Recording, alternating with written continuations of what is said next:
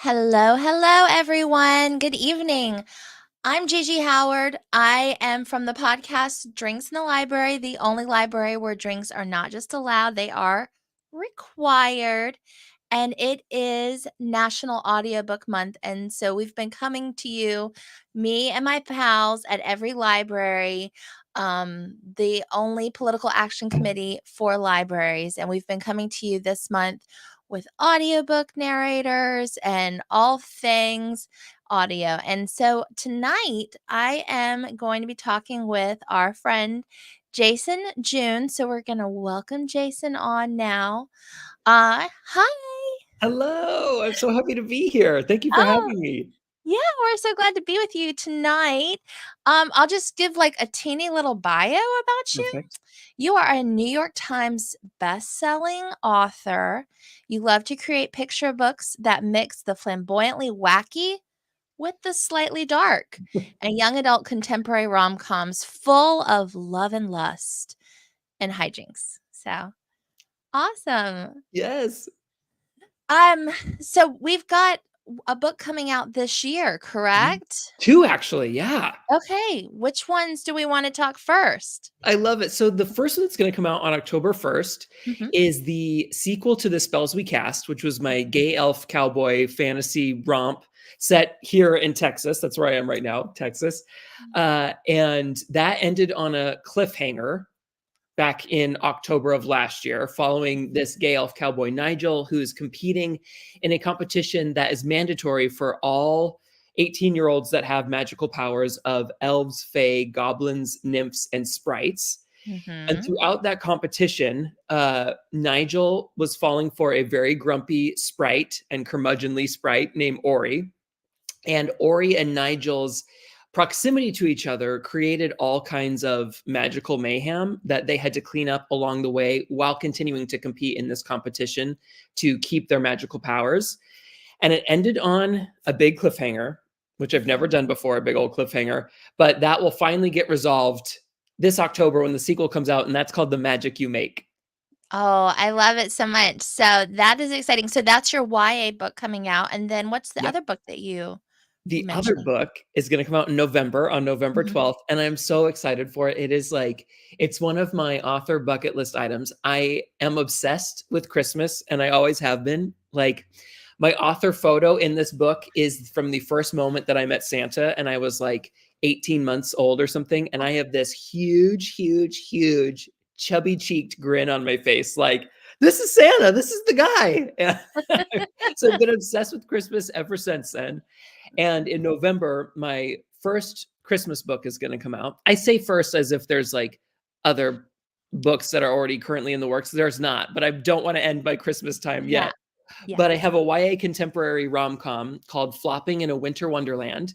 Mhm. And that is set on a year-round Christmas theme park island, which as of now is unfortunately fictional, but it follows yeah, fingers crossed we can make this Mhm. a real thing. I believe in it. It follows two gay teens. It's a dual point of view, one from the point of view of a worker on the island and the other point of view of a visitor to the island.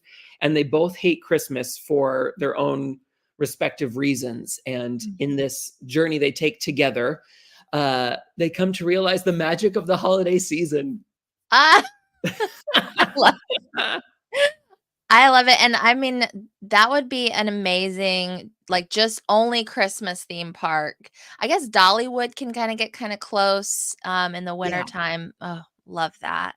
But I mean, Uh, like year round, it's two in my fictional world, the island is an hour-ish flight north of the most northern coast of Alaska. It's still technically part of Alaska. So okay. it's set at the holiday season. So it's year or day round, day long darkness, but Mm, just Christmas lights going all the time, snow all the time, Christmas activities all the time. It's just like the most magical place on earth. yeah, and people who don't like Christmas, is that based on anyone that you've met in your life? You know what? It's not really, other than the chunk of people in Mhm. society in general that don't fall for Christmas the way that I do, that have this Mhm, idea that all holidays are just like mass consumerism moments. mhm, And my theory is that is a choice to look at it that way. Or you could look mhm, at it as a reminder to cherish the ones we love, to spend time with family. And yes, you could say, like, you should do that anyway. But we live in such a fast paced world, and we live in a world that is perpetually about like swiping to the next thing and seeing the next like quick little moment of media, mhm, that it actually does affect our real life. And we forget to have those moments of check in with the people that matter the most to us. mhm. So I'm a firm believer in all holidays, that we need to like have them to really celebrate, to set phones aside and Yeah, be there with each other. yeah. I agree 100%. I made me think a little bit so going back to Nigel and Ori, I know Ori is sort of like the curmudgeon of the 2 of them. So, like, let's Yes. talk about their dynamic. Yeah. So that was really fun to write like a grumpy sunshine for the first Mhm, time, where Nigel is the sunshine cowboy, and and Ori is this curmudgeonly guy that just does not want to make connection at all. mhm, And you learn in the first book that it's through some heartache he had after his sister died, where he was so close with her and then determined that, from then on, in order to not get hurt, he's not going to form any of these connections again. And then we've got Nigel, who is so sunshiny and just is like a golden retriever personified, and wants to be friends with everybody. And a lot of that is because he has been shunned his entire life by his own father. And so they have, one doesn't want to have any more like shunning of him, and the other one wants to shun everybody. And their mhm. magics are drawing them together, which is great for Nigel, not so great for Ori. And seeing how that whole conflict and the magnetism of magic, that's supposed to be this sort of fantastical metaphor for the magnetism of like hormones and finding somebody you're attracted to for the first, or maybe one of the first few times when you're a teenager, and it just feels like inescapable when you have a crush or feelings for somebody. Yeah, definitely.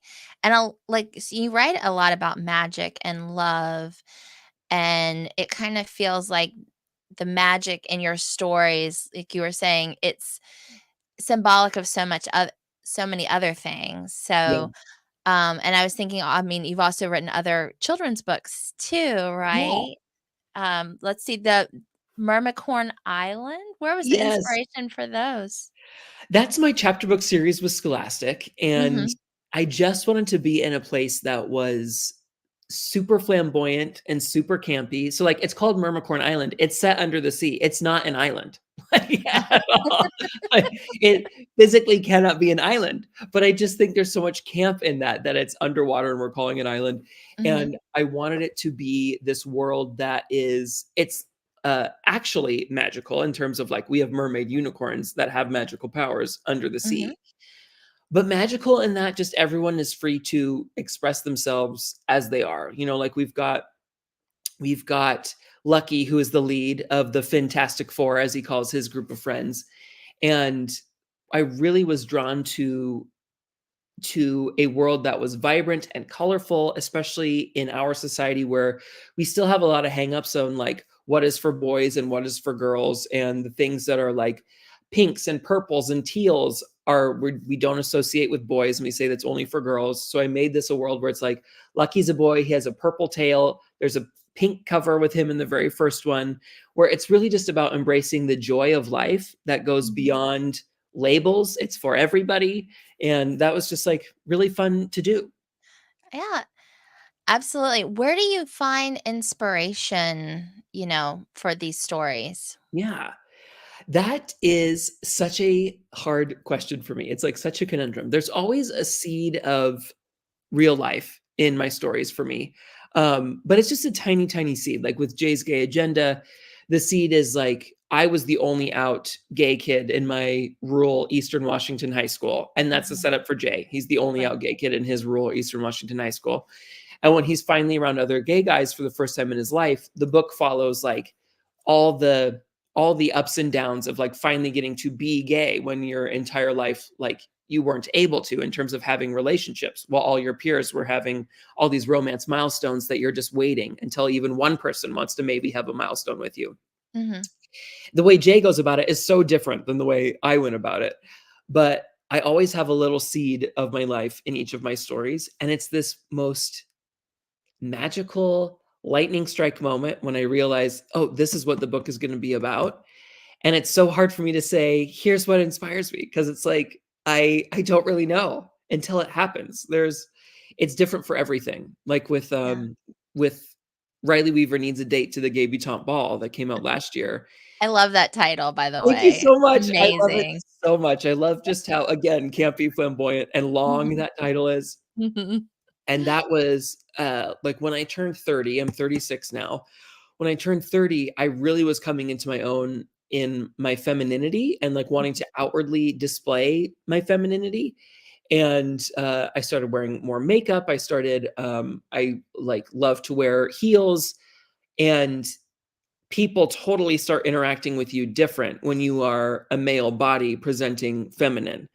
And so Riley Weaver is about that. It's about a gay femme teen who really embraces his femininity, is great with makeup, and needs for the first time in his life to have a date to a big event to get into the Gay Butante Society.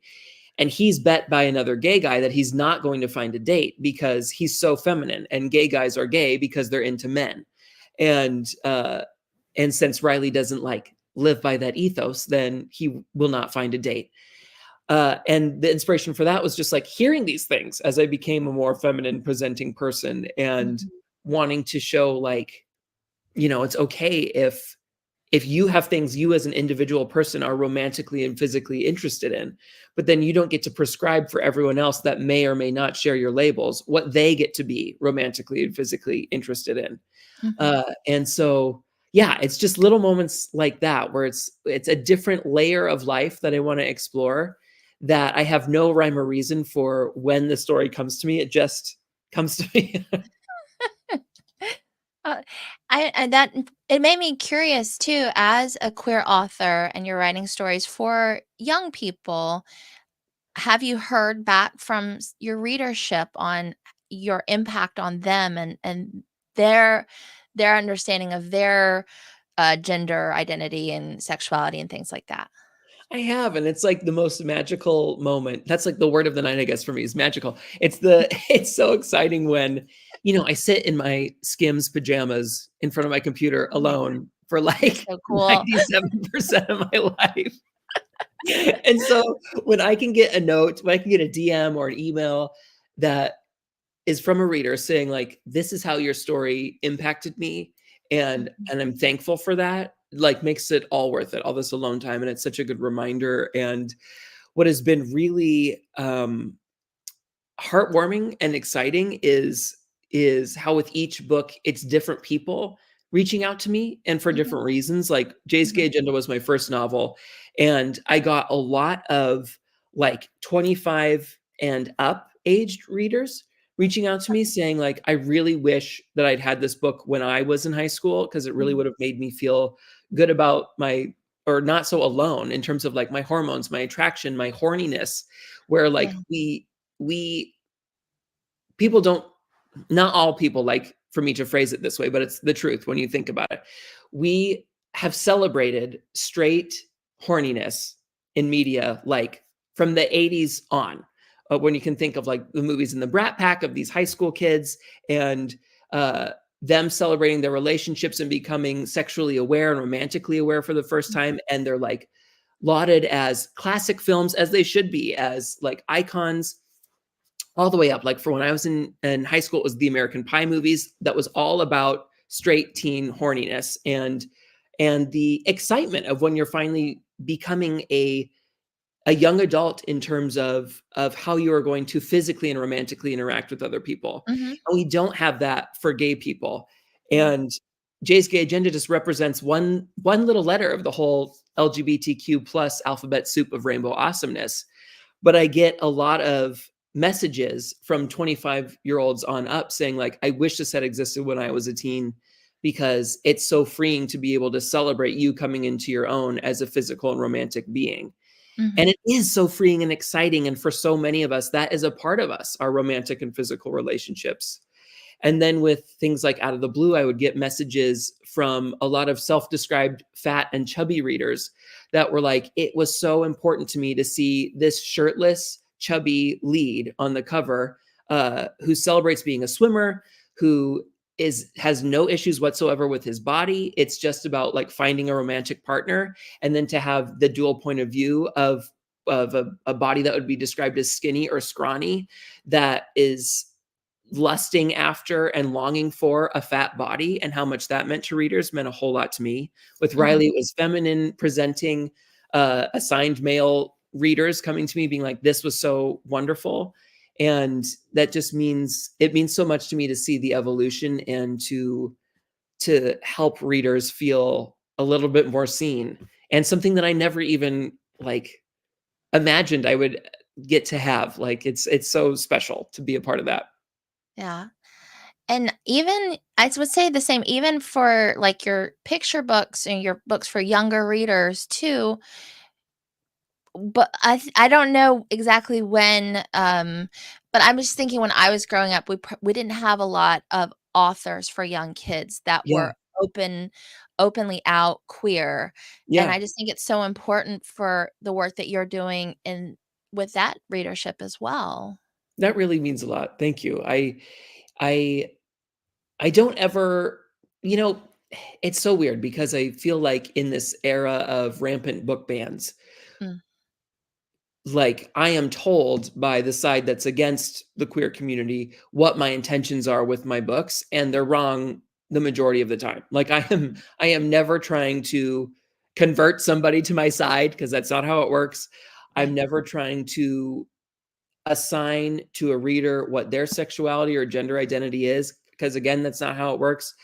And if anybody is trying to tell somebody this is how you are and this is how you identify, that seems dangerous to me. I'm not a professional, but it doesn't seem right.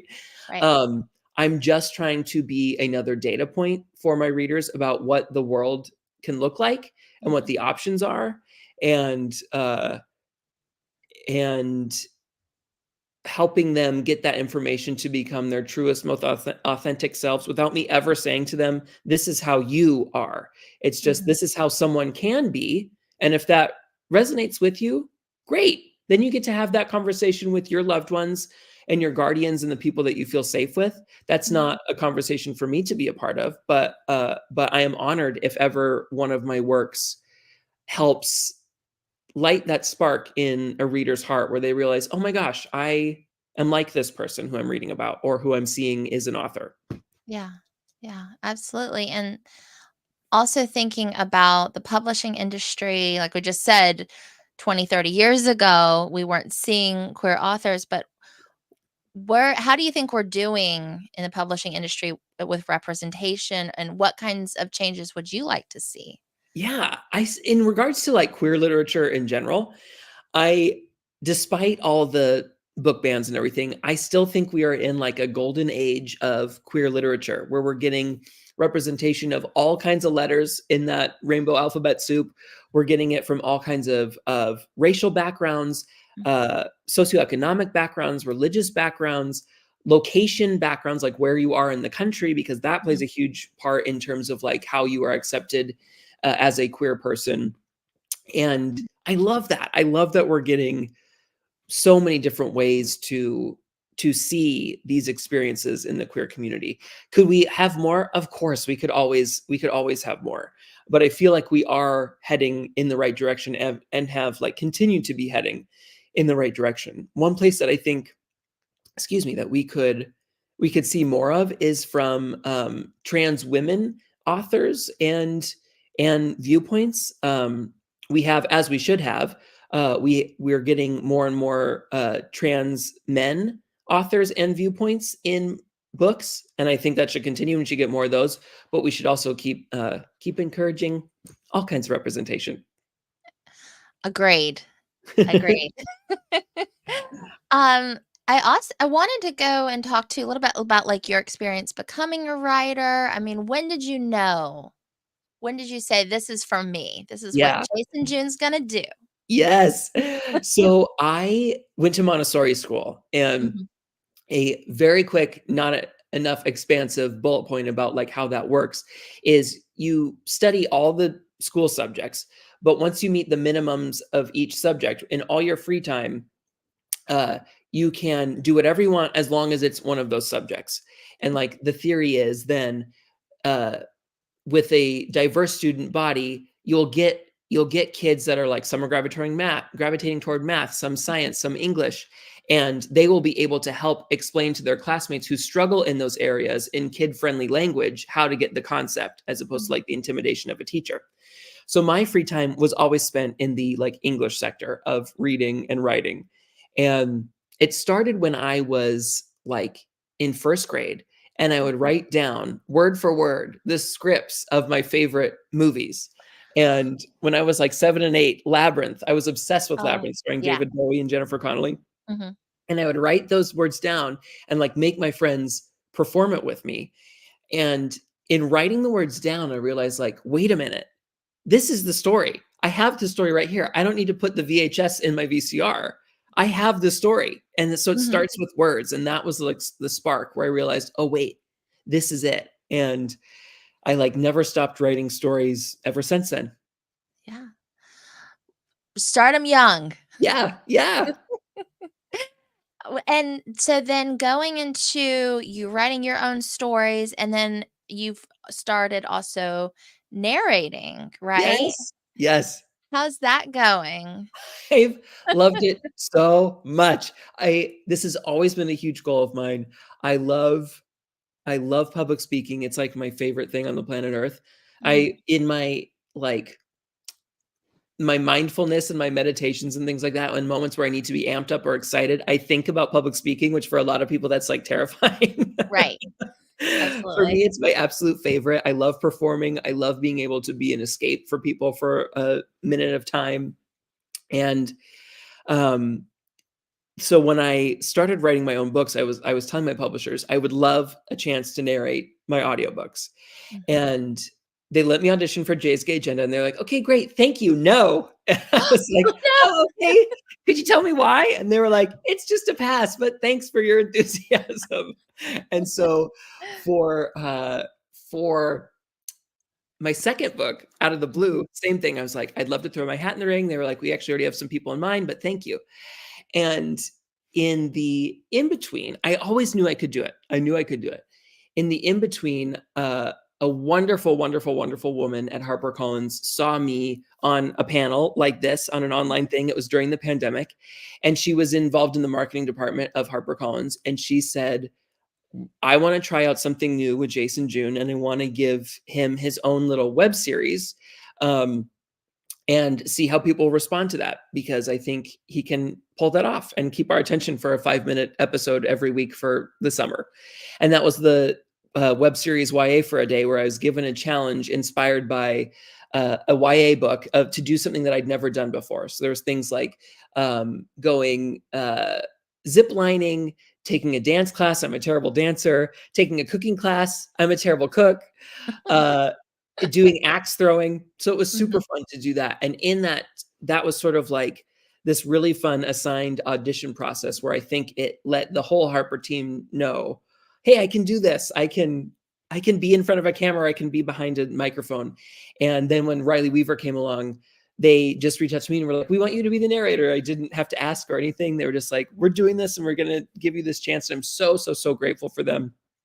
And from that, I was able to show Disney, like, hey, I just did this audiobook with Harper. Could I do the spells we cast? And they were like, yeah, go for it. And so it's really opened so many doors for performance and acting for me that I've always wanted, but didn't know how I was going to be able to convince people that I could do it. Like, I finally was able to. Going back to the word of the night, like, magic just sometimes Mhm. happens when you do not expect it. Yes, totally. And like, if you just put out, it sounds so like hippy dippy, I know, but if you put out the energy and like take whatever steps you can to for your specific goals, even if you can't push the whole doors open, if you put that energy out into the universe, it is going to come back to you. So, hooray. Hooray! You and I are on the same wavelength. I totally believe all of that fun stuff, absolutely. I love it. Um, so we talked about your books that are coming out. What other kind of projects that do you have coming up? Yeah, I have been actively trying my hand at an adult novel for the first Okay. time. I'm not saying that I'm like steering away from YA or kids lit forever, but I Mhm. feel like at this current time in my life, I've said the things that are in my heart that I wanted to say to younger audiences. And now I want to move on to what I want to say to older audiences. Mhm. Still with the camp and flamboyance of a JJ work, but way sexier. So, Ooh. yeah, I wanna up the spice level. Mhm. I still wanna have that, like, moment of escapism and whimsy, Mhm. um, and we'll see how it goes. I just sent my agent this week a proposal for a spicy, very light fantasy, Okay. and we're gonna send it out, so we'll see what Okay. happens. Well, we're all pulling for you. Thank you. Can't wait to read it. Thank you so And much. where can we find your work? Yeah. So, my books are available at your local library, I hope. Whoop, Most whoop. Of most library course. Yeah. systems have them. On your local indies, and Mhm. then if you wanna come find me online, I have a website, heyjasonjune.com, and on Twitter/X, uh, Threads, Instagram, and TikTok, I Mhm. am at heyjasonjune. Jason, it was really a delight hanging out with you tonight and getting to know you a little bit better. And I just encourage all of our viewers out there to get a hold of your work and just keep inspiring us and, your readers. So thank you so much. Thank you so much. It was really great to talk with you, and thank you for Yeah, having me. thank you. All right. Good night, y'all. Good night.